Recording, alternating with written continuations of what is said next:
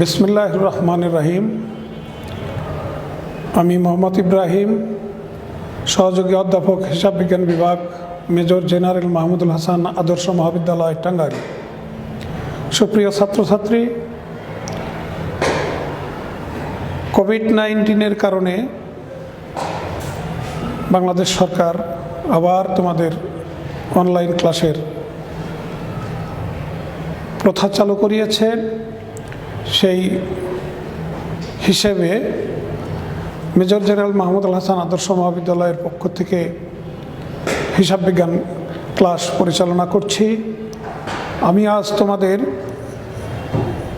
Class নেব হিসাব বিজ্ঞান প্রথম পত্র 7ম অধ্যায় কার্যপত্র বা ওয়ার্কশিট। সুপ্রিয় ছাত্রছাত্রীবৃন্দ, সময় এবং চাহিদার পরিবর্তনের সাথে সাথে হিসাব বিজ্ঞানের দ্বারা মানুষের গতি প্রতিনিয়ত পরিবর্তন হচ্ছে। তাই হিসাব বিজ্ঞানে এসেছে আধুনিকতার ছোঁয়া। সেই আধুনিকতার ছোঁয়ার কারণে প্রত্যেকটি ব্যবসা প্রতিষ্ঠানের যারা ব্যবস্থাপক, তারা সংক্ষিপ্ত সময়ের মধ্যে আর্থিক অবস্থার বিবরণী প্রস্তুতের নিমিত্তে পূর্বেই একটা খসড়া হিসাব প্রণয়ন করে থাকে। সেই খসড়া যে হিসাব, সেই খসড়া হিসাবটাই আমরা কার্যপত্র নামে অভিহিত করে থাকি। তাহলে এখন যদি বলি কার্যপত্রটা কি? কার্যপত্র হলো একটি ব্যবসা প্রতিষ্ঠানের রেওয়া মিল সমন্বিত রেওয়া মিল, বিশদ আয় বিবরণী, সংরক্ষিত আয় বিবরণী এবং আর্থিক অবস্থার বিবরণী, সবগুলোর সমন্বিত কার্যফল হলো কার্যপত্র বা ওয়ার্কশিট। রেওয়া মিল সমন্বয়, সমন্বিত রেওয়া মিল, বিশদ আয় বিবরণী, সংরক্ষিত আয় বিবরণী এবং আর্থিক অবস্থার বিবরণী, এই সবগুলো মিলিয়ে যে সমন্বিত প্রচেষ্টা, সেটার নাম কার্যপত্র বা ওয়ার্কশিট। সেই কার্যপত্র বা ওয়ার্কশিট করতে হলে সর্বপ্রথম আমাদের যে বিষয়টা, একটা রেওয়া মিল জানতে হবে। রেওয়া মিল আমরা পূর্বেই জেনেছি যে সকল ব্যয় এবং সম্পদ ডেবিট এবং আয় দায় মালিকানা সত্ত্ব ক্রেডিট, এটা আগেই জেনেছি এবং সে চ্যাপ্টার আমাদের অনলাইন ক্লাসেও করানো হয়েছে, এমনি ফিজিক্যালি উপস্থিতির মাধ্যমে যে ক্লাস সেখানেও করানো হয়েছে। এখন সমন্বয় দাখিলা, সেই সমন্বয় দাখিলা আমাদের জানতে হবে এবং বুঝতে হবে। আমরা জানি যে প্রত্যেকটা প্রতিষ্ঠানের একটা আর্থিক বছর থাকে, যে আর্থিক বছরের মধ্যে আমরা হিসাবকে সম্পন্ন করে থাকি। সেই আর্থিক বছরের চেয়ে যদি কোনো লেনদেন আর্থিক বছরের চেয়ে কম বা বেশি হয়ে থাকে, সেই লেনদেনগুলোকে হিসাব বছরের শেষে সমন্বয় করতে হয়। সেই সমন্বয় করতে যে জাবেদার প্রয়োজন পড়ে তাকে বলে সমন্বয় জাবেদা বা সমন্বয় দাখিলা, অ্যাডজাস্টেড এন্ট্রিজ। সেই অ্যাডজাস্টেড এন্ট্রি আমাদের সর্বপ্রথম জানতে হবে। যেমন আমি যদি অ্যাডজাস্টেড এন্ট্রি, আমি প্রত্যেকটাই তোমাদের আমি বুঝাবো, লিখে বুঝাবো। যেমন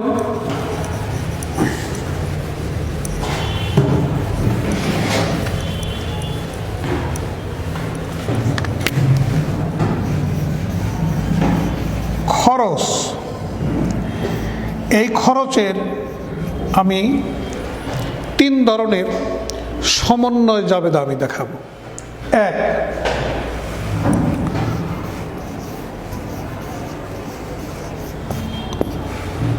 খরচ যদি বকেয়া থাকে, খরচ বকেয়া থাকলে তার জন্য জাবেদাটা হবে খরচ হিসাব ডেবিট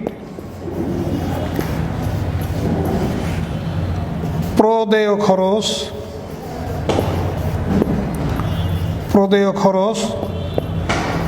ক্রেডিট। খরচ যদি বকেয়া থাকে, খরচ হিসাব ডেবিট প্রদেয় খরচ ক্রেডিট। 2, অগ্রিম। খরচ অগ্রিম প্রদত্ত হয়েছে। খরচ যদি অগ্রিম দেওয়া থাকে তাহলে লিখতে হবে অগ্রিম খরচ ডেবিট খরচ হিসাব ক্রেডিট। তাহলে আমরা খরচের দুটো জাবেদা পেলাম, সমন্বয় জাবেদা। একটা বকেয়া খরচ হিসাব ডেবিট প্রদেয় খরচ ক্রেডিট। 2, অগ্রিম খরচ ডেবিট খরচ হিসাব ক্রেডিট। নাম্বার 3,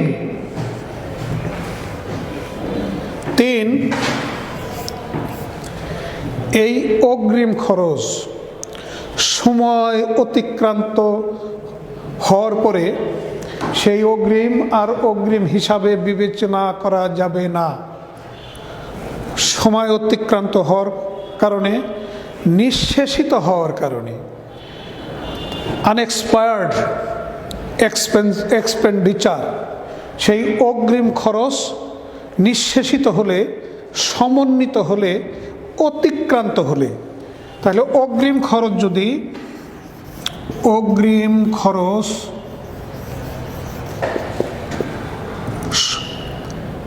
নিঃশেষিত হওয়া,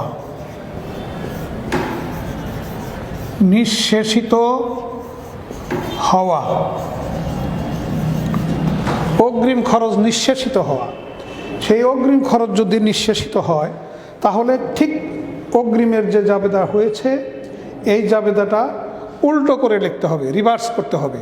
যেমন খরচ হিসাব ডেবিট অগ্রিম খরচ ক্রেডিট, খরচ হিসাব ডেবিট অগ্রিম খরচ ক্রেডিট।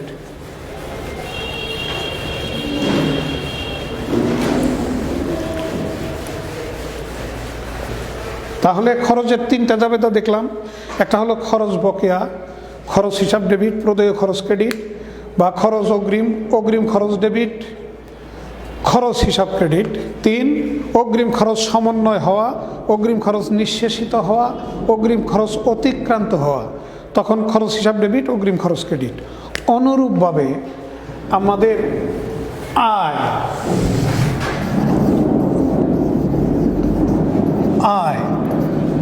আয়েরও অনুরূপভাবে 3টা জাবেদা আছে। একটা হলো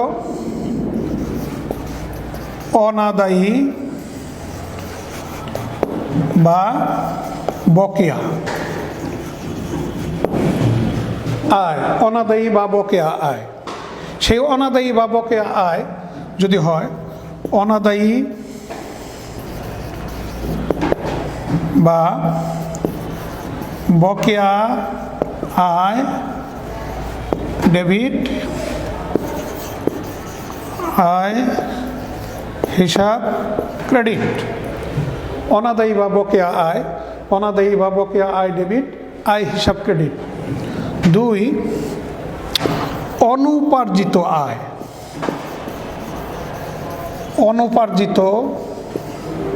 বা অগ্রিম আয়। অনুপার্জিত আয় বা অগ্রিম আয়, যে আয় কাজ না করেই এনেছি, অর্থাৎ আমাদের অর্জন হয় নাই কিন্তু আমরা টাকা এনেছি, সেটা অনুপার্জিত বা অগ্রিম আয়, এটা হলো দায়। তাহলে এখানে জাবেদাটা হবে আয় হিসাব ডেবিট অনুপার্জিত আয় ক্রেডিট, অনুপার্জিত আয় ক্রেডিট। এই অনুপার্জিত বা অগ্রিম আয় সময় অতিক্রান্ত হওয়ার পরে অর্জিত হবে। অনুপার্জিত আয় অর্জিত হলো যদি হয়। নাম্বার 3, অনুপার্জিত আয় অর্জিত হলে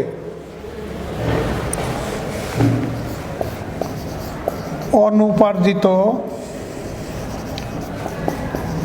আয় অর্জিত হলে, অনুপার্জিত আয় যদি অর্জিত হয় তখন জাবেদাটা দাঁড়াবে অনুপার্জিত আয় হিসাব ডেবিট, আয় হিসাব ক্রেডিট। এই হলো আয়ের জাবেদা। এখন আমরা যেমন 4 যদি লিখি, এখানে আয় এবং ব্যয়ের জাবেদা আমরা করলাম, সমন্বয় জাবেদা করলাম। এখন আমরা লিখব 3 অলিখিত ক্রয়। অলিখিত ক্রয় মানে ধারে ক্রয়, যে ক্রয় ধারে করেছি কিন্তু লেখা হয় নাই, সেই অলিখিত ক্রয়ের জাবেদা ক্রয় হিসাব ডেবিট, প্রদেয় বা পাওনাদার ক্রেডিট, প্রদেয় হিসাব ক্রেডিট, ক্রয় হিসাব ডেবিট, প্রদেয় হিসাব ক্রেডিট। 4 অলিখিত বিক্রয়, ধারে বিক্রয় লেখা হয় নাই, যে বিক্রয় আমরা ধারে করেছি কিন্তু হিসাবের খাতায় এখনো লিখিনি, সেখানে হলো প্রাপ্য হিসাব বা দেনাদার হিসাব ডেবিট, প্রাপ্য হিসাব ডেবিট, বিক্রয় হিসাব ক্রেডিট। প্রাপ্য হিসাব ডেবিট, বিক্রয় হিসাব ক্রেডিট, অলিখিত বিক্রয়। এরপর আছে আমাদের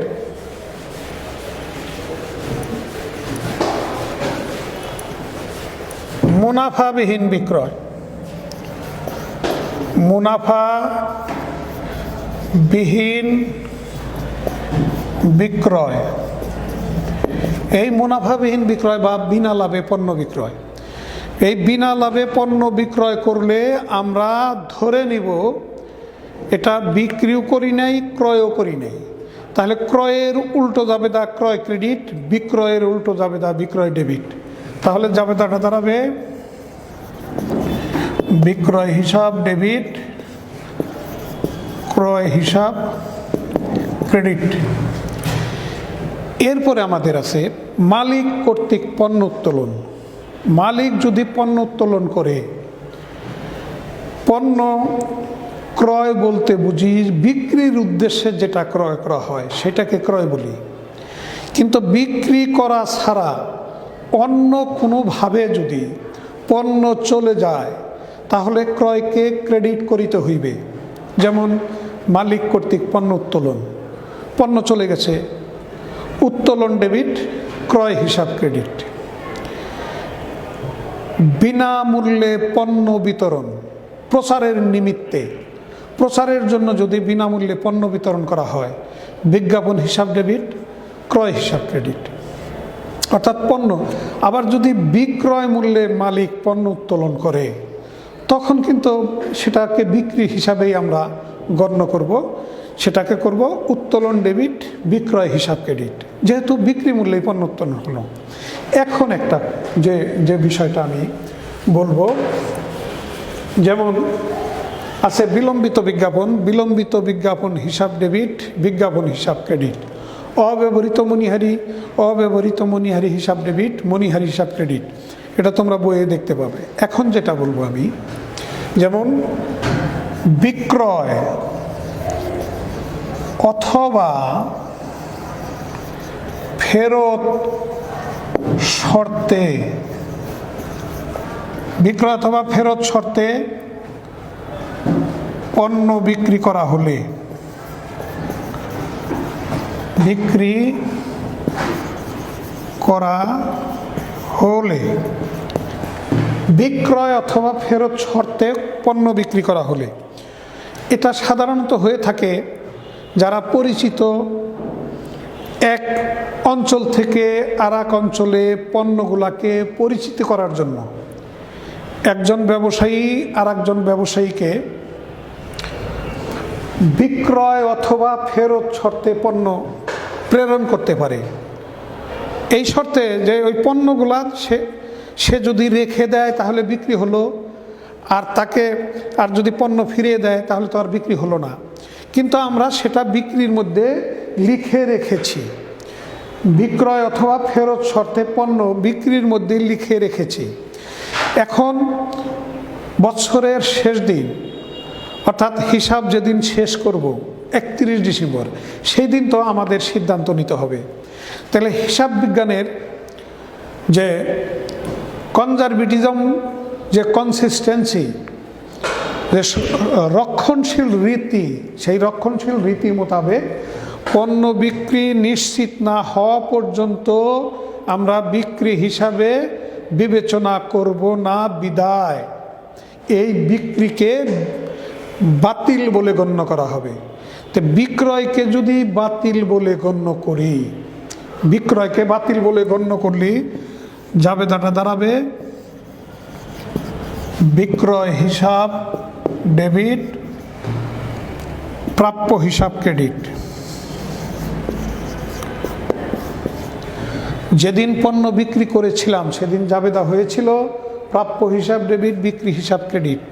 কিন্তু যেহেতু আজ সেই বিক্রয় আমরা বাতিল বলে গণ্য করলাম, সেই জন্য এটাকে রিভার্স করতে হবে, উল্টো জাবেদা, বিক্রয় হিসাব ডেবিট, প্রাপ্য হিসাব ক্রেডিট। অতঃপর পণ্য বিক্রি করেছি, বিক্রি হিসাবে গণ্য হলো না, তাহলে আমাদের প্রতিষ্ঠানের পণ্য সেই অন্য ব্যবসায়ীর কাছে গচ্ছিত আছে, সেই গচ্ছিত মজুত পণ্যেরও জাবেদা হবে। সেটার নাম কি হবে? গচ্ছিত মজুত পণ্য ডেবিট, ক্রয় হিসাব ক্রেডিট। গচ্ছিত মজুত পণ্য ডেবিট, ক্রয় হিসাব ক্রেডিট। তাহলে এটা কিন্তু একটা সুন্দর একটা জাবেদা, তোমরা শিখে রাখবে। বিক্রয় অথবা ফেরত শর্তে পণ্য বিক্রি করা হলে তার একটা বিক্রি মূল্য লেখা থাকবে এবং একটা ক্রয় মূল্য লেখা থাকবে, দুটো মূল্য দেওয়া থাকবে, একটা বিক্রি মূল্য আর একটা ক্রয় মূল্য। সেই বিক্রি মূল্যের জাবেদা হবে বিক্রয় হিসাব ডেবিট, প্রাপ্য হিসাব ক্রেডিট। আবার যখন ওইটার ক্রয় মূল্য গচ্ছিত মজুত পণ্য ডেবিট, ক্রয় হিসাব ক্রেডিট, এই জাবেদা। এরপরে আমাদের সমাপনী মজুত পণ্য।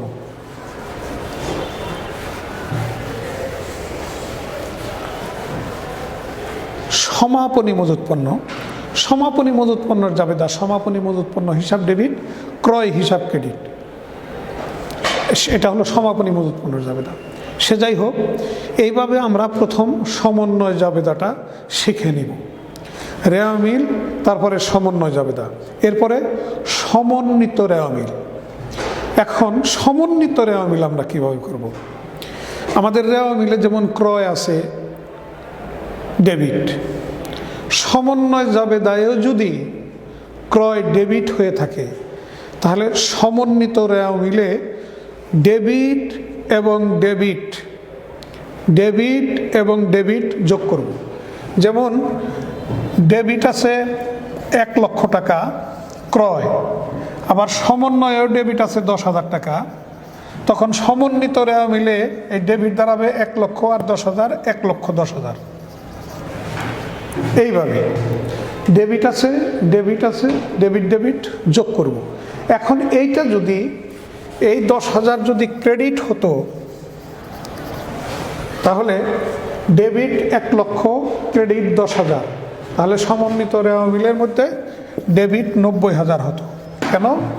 ডেবিট এবং ক্রেডিট বিয়োগ করতে হবে, বিয়োগ করে ডেবিট যোগফল বেশি হওয়াতে ডেবিট দিকে 90,000 টাকা থাকবে। এইভাবে সমন্বিত রেওয়া মিল করতে হয়। এই সমন্বিত রেওয়া মিলের পরে আমাদের বিশদায় বিবরণী। সেই বিশদায় বিবরণীতে আমরা যে আয় বিবরণী করে থাকি, যেমন প্রারম্ভিক মজুত পণ্য, ক্রয়, ক্রয় ফেরত, বিক্রয়, বিক্রয় ফেরত বা অন্যান্য সমস্ত খরচ এবং আয়, এগুলো নিয়ে আমরা বিশদায় বিবরণী করে থাকি। আবারও বলছি, প্রারম্ভিক মজুত পণ্য ক্রয়, ক্রয় ফেরত, বিক্রয়, বিক্রয় ফেরত এবং অন্যান্য খরচ এবং আয়, যেমন বেতন, ভাড়া, মজুরি, যাতায়াত খরচ, আইন খরচ, বিভিন্ন খরচ যেগুলো আছে সেগুলো নিয়ে আমরা বিশদ আয় বিবরণী করব। বিশদ আয় বিবরণীতে যে পার্থক্যটা হবে, যদি ক্রেডিট দিক বড় হয় তাহলে অবশ্যই আয় বেশি ব্যয় কম, আয় বেশি হলে নিট লাভ। আর যদি ডেবিট দিক বড় হয় তাহলে ব্যয় বেশি, ব্যয় বেশি হলে অবশ্যই নিট ক্ষতি। আয় বেশি হলে নিট লাভ, ব্যয় বেশি হলো নিট ক্ষতি। আয় বিবরণী, আয় বিবরণীর পরে আমাদের সংরক্ষিত আয় বিবরণী, যদি যৌথ মূলধনী কোম্পানি হয়, সংরক্ষিত আয় বিবরণীতে এমন আইটেমগুলাই যাবে যেটা নিট লাভ অর্জিত হলে যে ব্যয় করা সম্ভব, আয় না হলে ব্যয় করা সম্ভব নয়। আয় হলে যে ব্যয় করা সম্ভব সেই সমস্ত ব্যয়গুলো নিব, যেমন লভ্যাংশ প্রদান, যেমন বিভিন্ন তহবিলে স্থানান্তর, এগুলো নিয়ে করব আমরা হলো সংরক্ষিত আয় বিবরণী। এরপরে আর্থিক অবস্থার বিবরণী, আর্থিক অবস্থার বিবরণীতে সমস্ত সম্পত্তি এবং দায়গুলো নিয়ে যে বিবরণীটা করব আর্থিক অবস্থার বিবরণী। এই সমন্বয় জাবেদার পরেও আমাদের আরও কিছু জাবেদা আছে, যেমন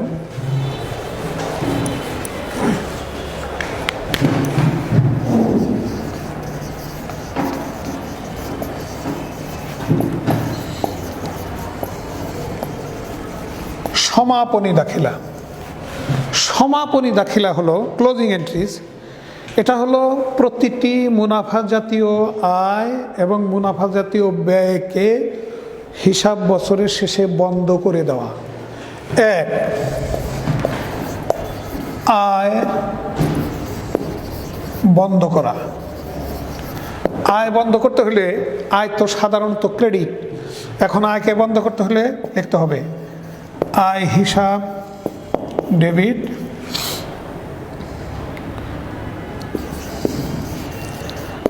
আয় সারাংশ বা আয় বিবরণী ক্রেডিট।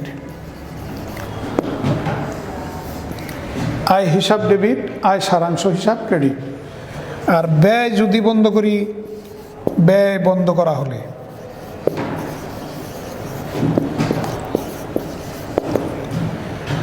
আয় সারাংশ ডেবিট,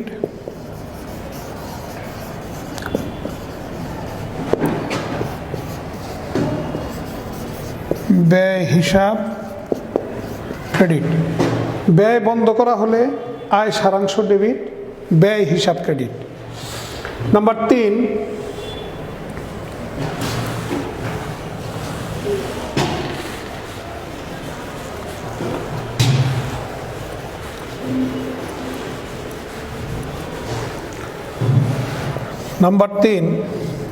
নিট লাভ হলে, নিট লাভ হলে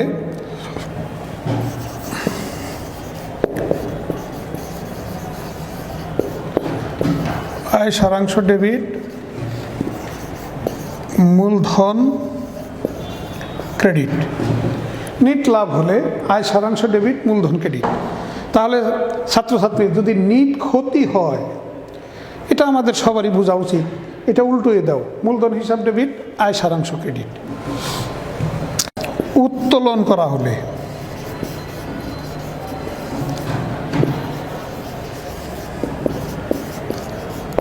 উত্তোলন করা হলে মূলধন ডেবিট, মূলধন হিসাব ডেবিট, উত্তোলন ক্রেডিট।